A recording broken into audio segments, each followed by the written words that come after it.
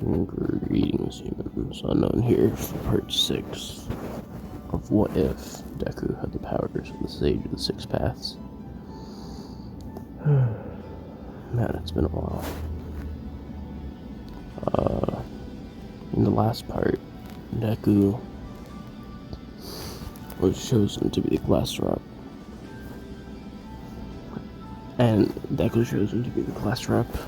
And his assistant was chosen to be Momo for the second suit. Deku takes control of a bad situation and provides his worth to the class as its representative. And in case you were wondering who voted for Momo, it was Todoroki, Ida, and Deku himself. Deku and the class share interesting interactions on the bus, and the cold outer shell of himself seems to be ineffective against one person after this. After this interaction, I'm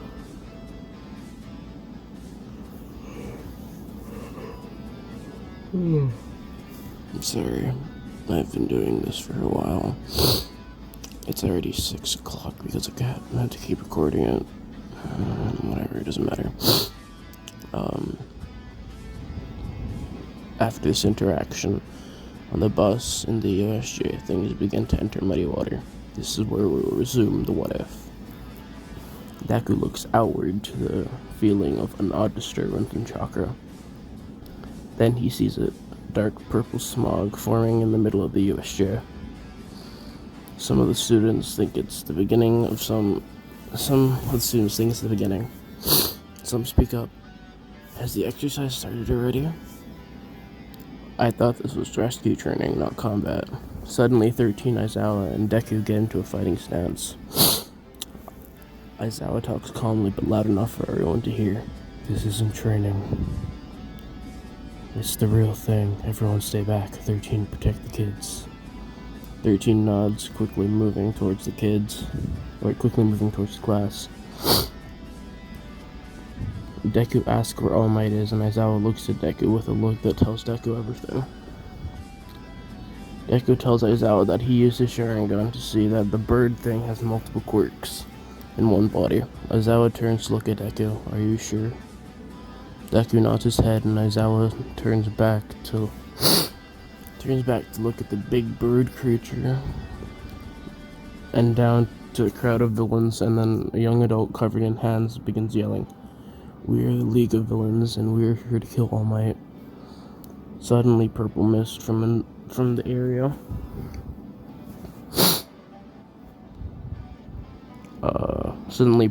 shows up and begins surrounding the area. Deku looks around quickly and places his hand on Hagakure's back, making a flying radiant seal. And he tells Ida to run out of the door. When Ida argues that Deku would be fast, then he would. Deku yells at Ida, "I didn't ask which one of us would be faster. I need to stay here to protect everyone, so you go, no questions." Ida then swallows his pride and anger, and runs out, attempting to get to the heroes. The mist tries to stop him, but Deku is fast enough to help Ida out of the door. In case you're wondering of why All Might is there, is because he overdid it again, but he started earlier because he had a longer time limit than in canon, so yeah. At the moment, Ida gets out.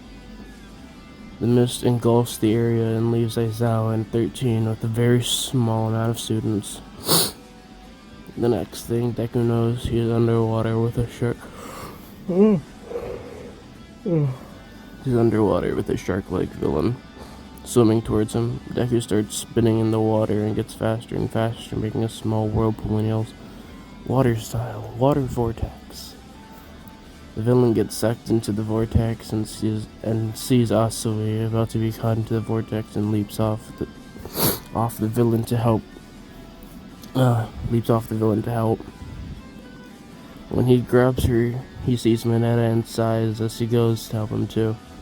Then rushes back to the villain in the vortex, leaps off of him to the boat, where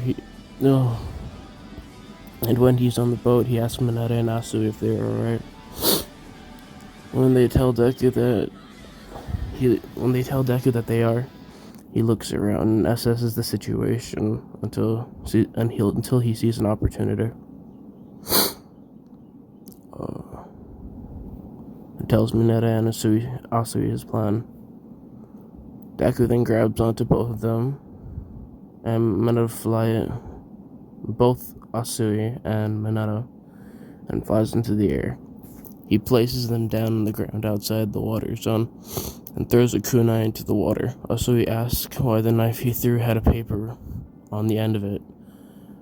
And her question is answered when he places...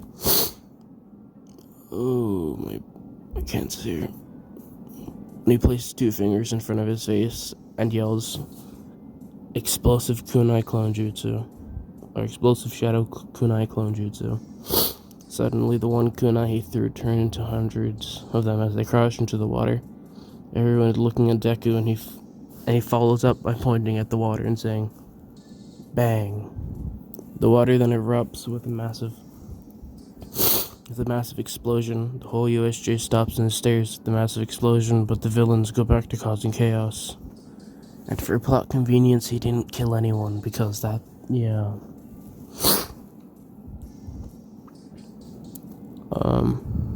Deku then looks back at the area where the large group of villains were, but sees Aizawa handling things just fine. But to his horror, he sees Aizawa suddenly getting grabbed by the bird-like creature, only barely fast enough to see it with his Sharingan.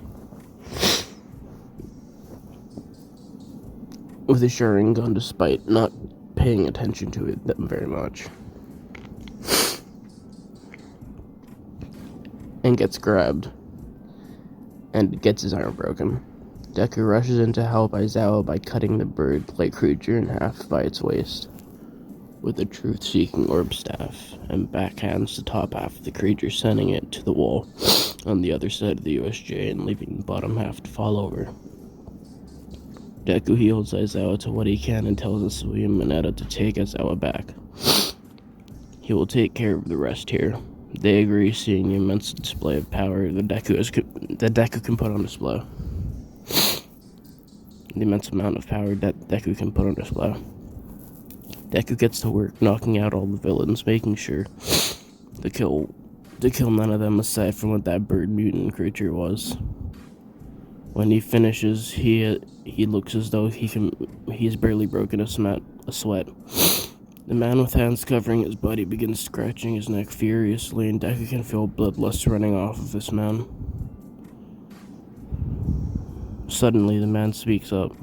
"Kurogiri, that kid. I think Master will find his quirk useful." Kurogiri responds, "Yes, he seems interesting, Shigaraki." Deku is busy listening in on their conversation to notice. Deku is too busy listening in on their conversation to notice that Hagakure ran up to him. He sees Hagakure.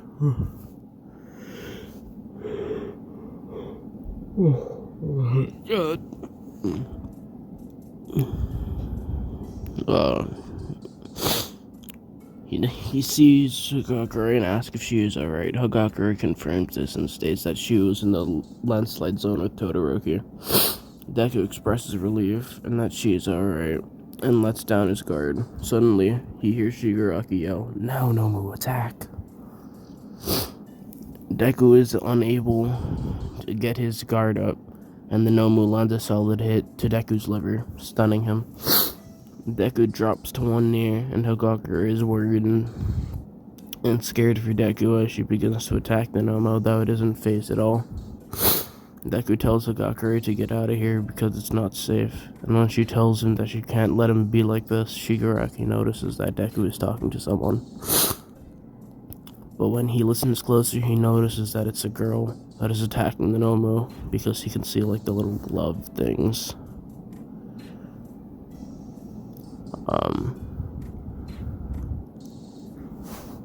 Attacking the Nomu, and then Talking back to Deku. Seeing as though Deku wants her to get out of here, Shigaraki determines that she is important to Deku, and then suddenly yells, "No move! Counter any form of attack that you're receiving." The Nomu swipes his hand at Hagakure. She can only barely block and send flying.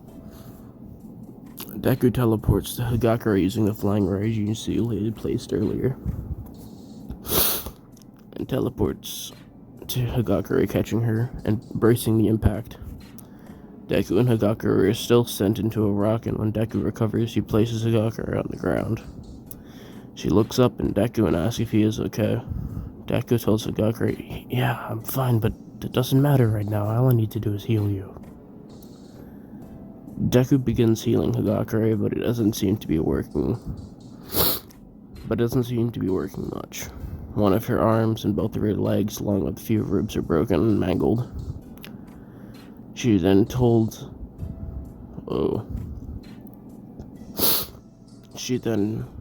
onto Deku's arm and tells him, "Take care of that monster and save everyone. Please, Midoriya."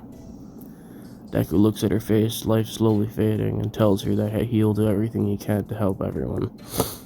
Deku then sees her smile weaken as she passes out. Deku is now looking back at Hagakure with memories flashing back into his mind. The first of him saving her from the robot. The next is him helping her in new way and her thanking her and becoming one of his first true friends. He then looks back at her unconscious body and something in Deku snaps. His eyes start to hurt. His eyes start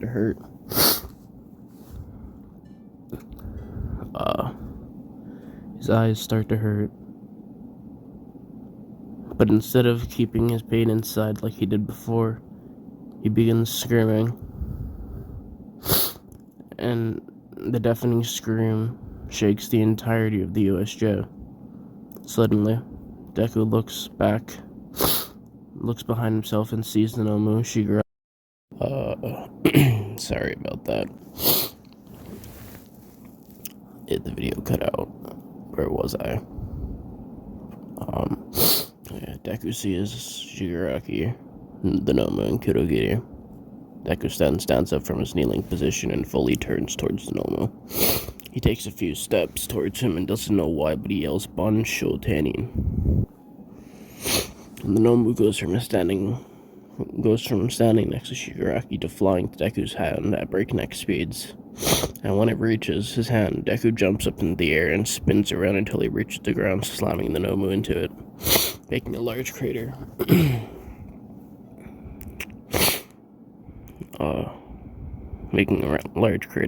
Once the Nomu hits the ground and makes the crater, he yells "Shin Nara Tensei," sending the Nomu further into the ground. And when he looks up at the villains, everyone knows something is wrong. The look in his eyes are ones of pure rage and grief. The entirety of One Eye are worried because they have never seen Deku like this. He usually fights calm with a high amount of composure, but now that he is only acting on pure rage and emotion. Class A want to stop him, but they don't think they can with how he looks. When he looks up at the villains, Tomura and Kurogiri can feel genuine fear, and looking up in his eyes. Looking at them now, he realizes that they're a little different.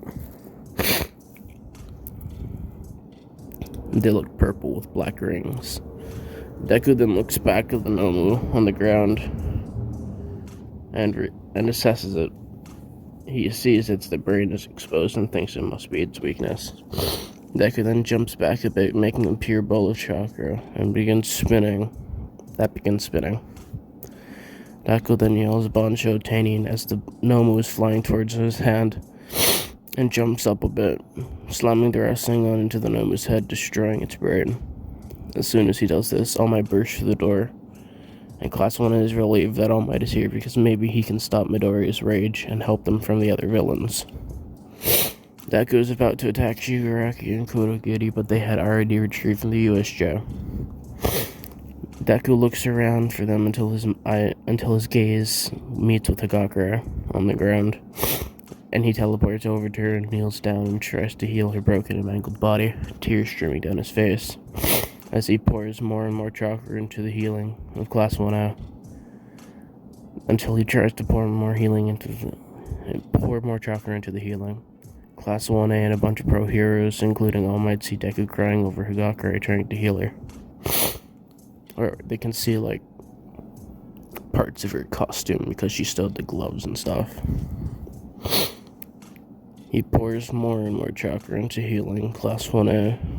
Yeah. Including All Might, seeing Deku cry over Higakure trying to heal her.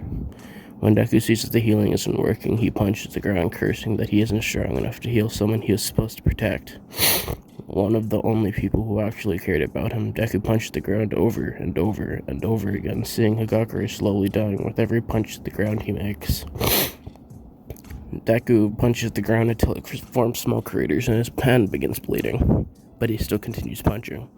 He can only think about one thing, going to the beat of the punches. I need to heal her. I need to heal her. I can't help her, but I can't let her die. Not like this. Not now.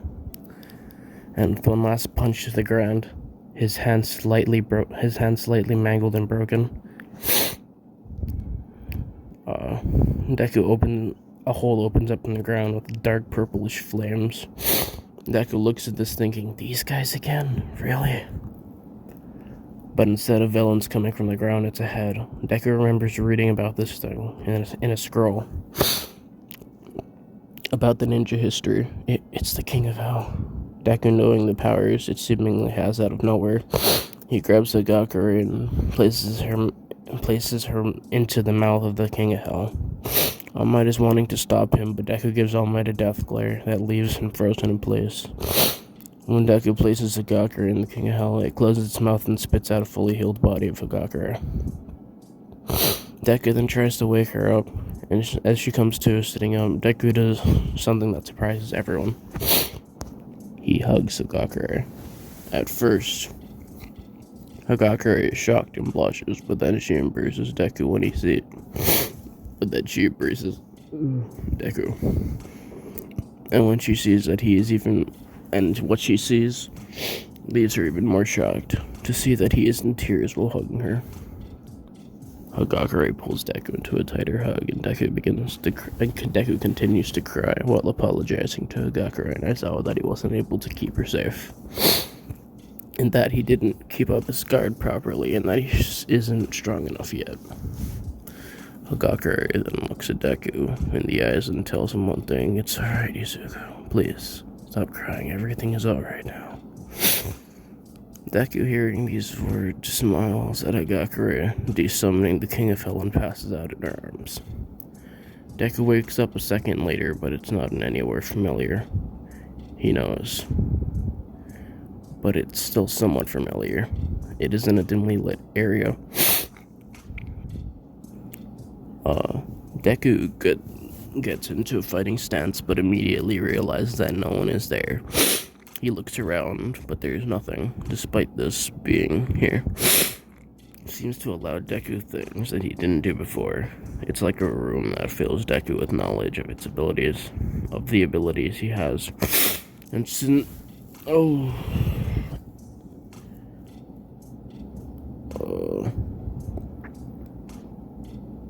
he is here, he decides to train and understand these new abilities more. He trains to use the powers of the Rinnegan and even learns his specific technique to having it. As of now, I do not have a good ability to give Deku's Rinnegan like Madara and Sasuke, so I need a suggestion for it. Just one ability, though I'm pretty sure it's not gonna matter. Just one ability, though. Deku is training. Anyway, yeah. Let's go back to it. If you guys have any suggestions, leave it in the comments and something. But yeah. Deku is training in the space until he realizes that in there, he doesn't need to worry about doing damage to anything. But as he thinks this, he wakes up to what looks like Yue's nurse's room. A second thought comes to him when he looks up to see people. Hagakure, Aizawa, and All Might. When they see that he woke up, Hagakure launches herself towards Deku, pulling him into a large hug. She lets go. Both her and Zuko are left smiling at each other when Aizawa sees. Aizawa gives a slight smile while giving him a small pat on the head. Then it's All Might. All Might then asks for some time alone with Deku. Aizawa agrees, but Hagakure is reluctant to leave Deku's side. But Deku tells her that it's alright, and she leaves. Deku then asks All Might why he wants to talk to him alone. Suddenly, All Might drops from his platform and asks Deku to forgive him. When Deku asks for what for, All Might responds with, "For everything, young Midoriya. For you. From you. For everything, young Midoriya. It's obvious I did something to merit dislike from you."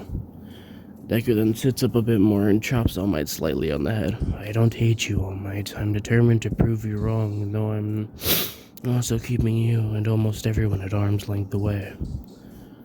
All Might then looks up at Deku, surprised of how kind he is being compared to normal. Deku then looks at All Might. "You're wondering why I sound like a nice person now, aren't you?" All Might looks at him almost shocked, and Deku shakes his head. "I'm not being nice right now, All Might. I'm simply stating fact. Now, if there's nothing more, can I go? I was just tired." All Might tells him that he really shouldn't, and the doctor should heal him first due to his broken hand that was only bandaged up and healed slightly. Despite this, Deku stands up while in some pain and walks out the door. All Might tries to stop him and tells him to rest, but Deku tells him that he'll be fine and it's better if he starts moving as soon as possible. But as soon as he leaves his room in the hospital, because he thought it was Yue's thing, but it wasn't, because it was an actual hospital. Because Recovery Girl couldn't help him.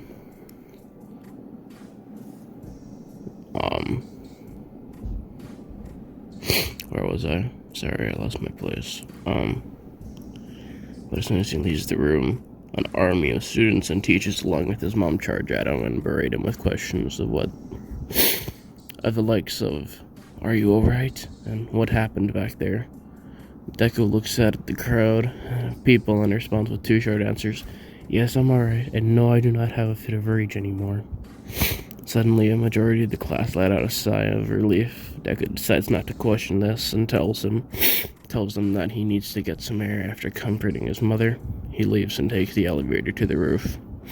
Slowly sits down, staring at the horizon with the sun slowly approaching it to calm his nerves.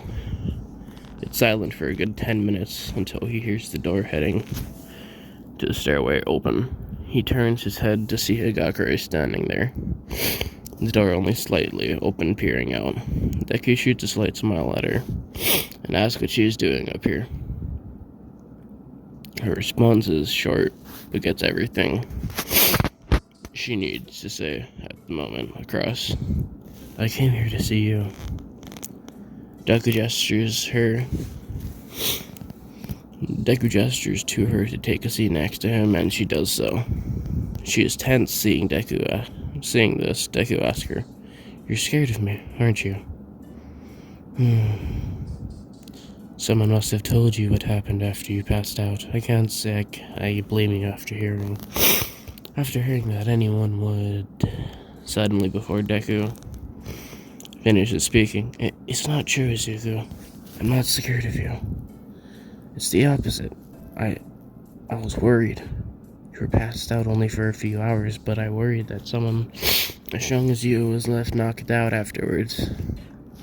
And seeing as though it happened so fast, I didn't know if you would wake up." And Deku then places his hand on Hagakure's shoulder, slowing down her speech. Hagakure then turns to Deku and smiles. I'm sorry. I thought I was gonna sneeze, sorry. I'm sorry, I scared you like that, Hagakure. I'll try not to do it anymore, so don't worry about it, alright? Hagakure shows a slight pout to Deku. You better not. You better keep your promise, okay? Deku nods his head to this and looks back to the sun that is getting closer to the horizon line. I'll try my hardest, I promise. Hagakure then gives Deku a slight kiss on his cheek. But when she does this, Deku questions to her why she did it. Sorry. Blushing, she responds. With mere stutters, unable to get words out. But suddenly, she utters a string of words that allows Deku to understand. Because I like you, Izuku. I'm sorry, but I've liked you since the first time we've met. And whenever you help me, I couldn't help but feel those feelings grow, and Deku smiles and looks at Hagakure and kisses her on her forehead and looks her in the eyes. Hagakure, calm down. I understand what you're trying to say. There is no need for you to stress out because of it. Hagakure sits there confused and somewhat saddened, but looks over and asks as he looks back at the horizon, but he looks over and asks as he looks towards the horizon line. Hey Hagakure, I've been thinking the same thing. You're one of, if not my first true friend. Sorry, I've been doing this since like 2 in the morning and it's already 7. Hagakure sits there confused and somewhat saddened, but Deku looks over and he asks, as he looks back towards the horizon. Hey Hagakure, I've been thinking the same thing. You are one of, if not my first true friend. And at first I didn't know the feeling of this, and I believed it to be friendship, but I soon came to see that it was not. I had become friends with a few others, and I found out that not only were you the only one I trusted and actually cared about, to a higher degree. So don't worry too much, alright? I'm in the same boat as you here.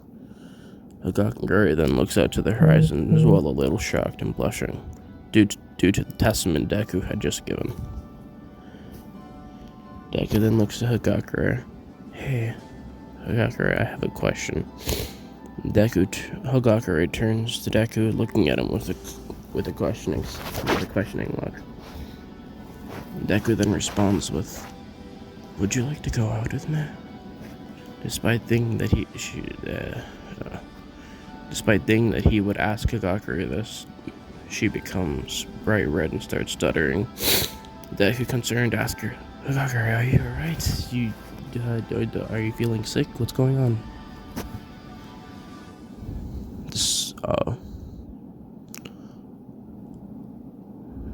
Was I not supposed to say that? Hagakure tries to calm down, but can only speak a few words before mumbling again. Yes, I would like that. Deku then smiles and looks out towards the now setting sun. Hagakure tells him, Hey Zuko, you know you can call me Toru, right? Deku then nods, and Hagakure scoots closer to him, placing a head on his shoulder and looking at the sun. Deku puts his arm around her as they sit there for a second until Deku finally notices that someone, or rather a group of people, are watching him and Hagakure in the rooftop.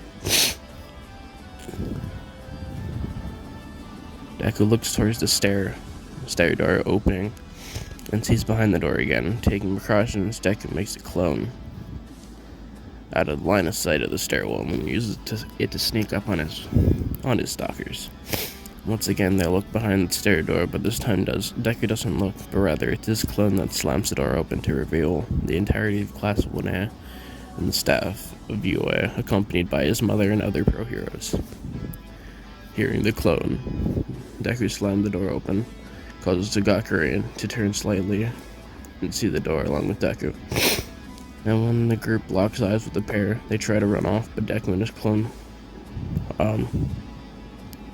block their path and force them out onto the roof of the building. Where they are, Hagakure and Deku remain with slight blushes Higakure more than Deku, and in unison they ask, "How long have you been there?" The group is silent for a while until Bakugo speaks up with a monotone voice. About 4 minutes after Higakure came up here, we decided to look at what was happening. We saw this. Word spread to the rest of the classes and the staff, and by extension your mother and the pro heroes. The class is confused of why Bakugo not only sounds like this, but straight up told everything to Deku. Like he isn't told everything to Deku until they notice his eyes are completely glossed over. Like he isn't even there until he snaps out of it. What happened? Damn it, Deku. Did you seriously use that against me again?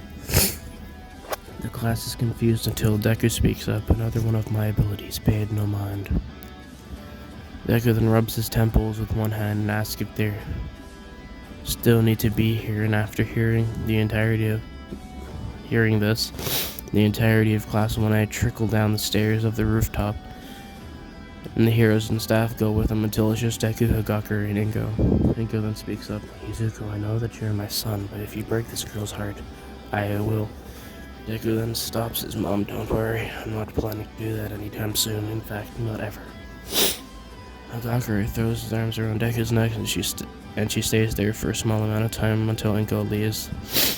They both let out a sigh of relief, but as she does so, they go back to sitting on the rooftop. But this time they do so somewhat embarrassed, and constantly looking towards the door from time to time. Afterwards, Deku walks Higakure home and kisses her on the forehead, teleporting back to his room. He sits on his bed, laying back out into a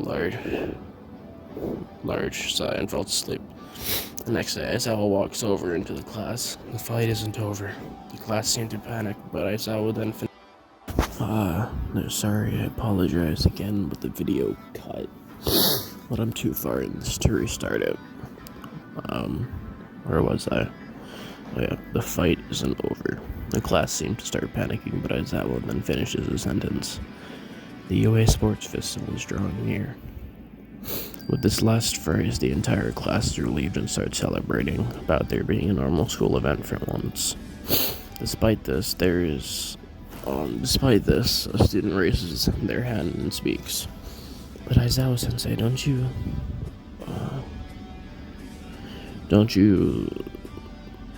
What about the villains? Don't you think they would attack again? Aizawa quickly remarks. The UA is using this show as a way to show that the villain attack had no effect on us, and the security will also be boosted by 5 times compared to the previous years. A wave of relief had washed over the class, and they go back to their normal selves and continue listening to Aizawa. After he finishes his lecture, the class begins to think about the sports festival and what it will be like.